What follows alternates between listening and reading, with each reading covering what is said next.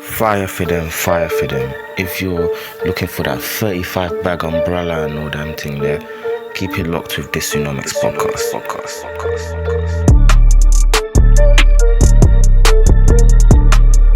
Yo people, so here's your weekly news roundup.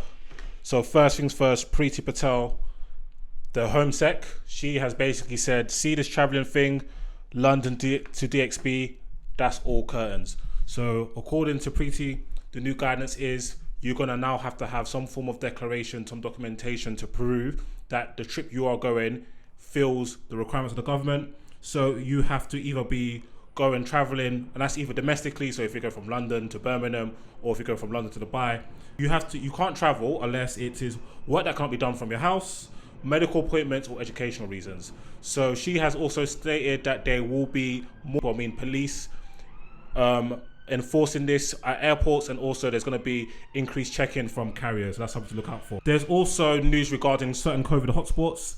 So these are red lists. So if you're coming into the UK from these regions, you will be denied entry unless you are a UK or Irish citizen, or you have right to stay in the UK via a third party. So some of these countries are Brazil, Democratic Republic of Congo, Portugal, South Africa, United Arab Emirates, Tanzania. So these are some of the nations. So the rules from this is like, if you're, you're random German living in, United Arab Emirates, you won't be allowed into this country, period. And for those who will be allowed in this country, you're going to have to quarantine for 10 days. And there's going to be increased home visits from the police. So that's something to look out for. And also there was talk about managed isolation in hotels. So they're going to be potential quarantine hotels. We're not sure how long that's going to take. It's taken them almost a year to put in place some of these travel restrictions, so make sure you look out for that. Oh, and of course, you're going to need a proof of a negative COVID test before you arrive in the UK anyway. So that is the latest travel gist. Sorry for all of us holiday makers wanting to go abroad. Priti says a holiday is not a valid reason to break lockdown rules. EU vaccine row. So for those who don't know, there's been a bit of a hoo-ha in the last week regarding the vaccines. The EU, on Friday, they had to spin the block over the weekend. They reversed their Friday decision to trigger emergency provisions to the Brexit deal, which is essentially kind of limited potential exports to the UK regarding vaccines. This came after Boris got on the blower with Ursula von der Leyen, which is the European Commission president, put pressure. So there was pressure from Northern Ireland, there's pressure from Boris, there's also pressure from Republic of Ireland.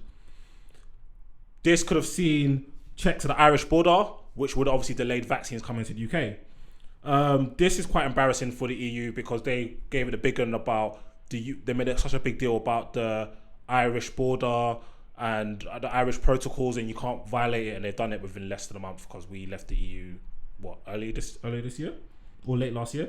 So the reason why is because there's been delivery shortfalls across the EU for the vaccines, like loads of contracts being promised. Pfizer, BioNTech have already said, we might not be able to reach this. So the EU are trying to play some really silly games, and they've been pammed by Boris and them. And in terms of the numbers so far, if we look at dosage administered to per 100 in the population, UK is currently leading the way with 12.5 per 100, doing very well. The US 7.9, the EU 2.5. So there's a bit of Wahala there. And finally, to wrap up this week's news in under 5 minutes I'm trying to do, GameStop. So GameStop is a struggling games retailer in the United States, and they have made the news big time this week. And one of the main reasons is loads of trading platforms have stopped the average man or people on those platforms from purchasing GameStop, as well as AMC brands. So AMC, they are an entertainment theatre company. They own Odeon. They have seen their share prices rise on a mad one. Why this is significant is both businesses are kind of failing. Obviously, retail, high street businesses, a high street games retailer, as well as theatre, cinemas. In the pandemic, it's a dub. Everybody's at home. People are going to be very angry when they realize on Monday that IG, one of the biggest trading platforms in the UK, will kind of temporarily halt the ability to purchase GameStop and AMC stock. They say this is due to volatility and all that type of stuff. Last Monday, for example, GameStop opened at $87, just under $88 per share. it closed at around 324. So it's more than tripled. It went up 700% at certain points that week. AMC started off at just over $4, closed at 13.5. So this shows massive increases. It wasn't just in them. Robinhood, they made the news for halting trade earlier in the week, and people went absolutely crazy on social media. We saw AOC, Ted Cruz, all these type of people in the States going crazy. Even the SEC said they're going to look into it. GME, the stock has gone up 1,500% a year. So people who jumped in early have made crazy money. We saw so many people speak about the money they've made, and some people speak about the money they lost because they came in a bit too late. People are angry because they saw it. It's like, we're now taking the fight to Wall Street. You lot have been jugging, making so much money. Now it's our turn, and now you're trying to stop the games. This is a bit spooky. GameStop has been struggling naturally, and investment firms have been betting, such as Melvin Capital, which I'll speak on later, that they will eventually fail. So how they do this is by a thing called shorting. And what is shorting a stock? So they borrow shares in a company, and they told the brokers, we'll pay them back at a later date. But as soon as they borrow the shares, they sell them straight away. The reason why they do this is because if the share price goes down as they anticipate, remember they borrowed it at a certain price, sold it straight away for that price. But if they have to pay it back at a later date at a lesser price than what they borrowed at, they've made money. It didn't happen in this case.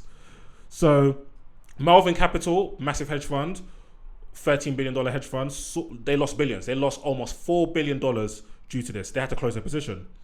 They even had to seek $2.75 billion cash injection from two of their main ops, Citadel and Point72.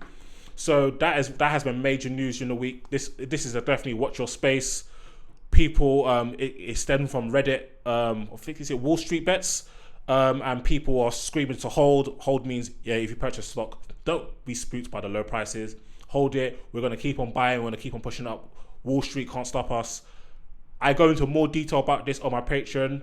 The link should be below with my guy David Bell from Macrodesiac, so make sure to check that out. So this is the first edition of the weekly news. Hopefully I stay consistent, learn how to edit. You'll see more of this. But until next week, people, peace and blessings. Stay safe. Subscribe to DISUNOMICS. Jump on the Patreon.